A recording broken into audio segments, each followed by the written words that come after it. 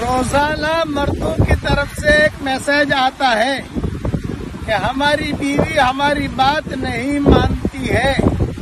بہت آسان نسخہ ہے، مجرب نسخہ ہے. مہینے کی پہلی تاریخ میں اپنی بیوی کو، اپنی بیگم کو ہدیہ دے دیا کرو. انشاءاللہ کبھی بھی لڑائی نہیں کرے گی. ڈالر والے ڈالر میں دے، ریال والے ریال میں دے، دینار والے دینار میں دے، روپے والے روپے میں دے، درہم والے درہم میں دے. پہلی تاریخ کو ہدیہ دے دو آپ، انشاءاللہ کبھی لڑائی نہیں کرے گی. آپ ہدیہ تو دیتے نہیں ہو، صرف کام لیتے ہو تو لڑائی تو کرے گی.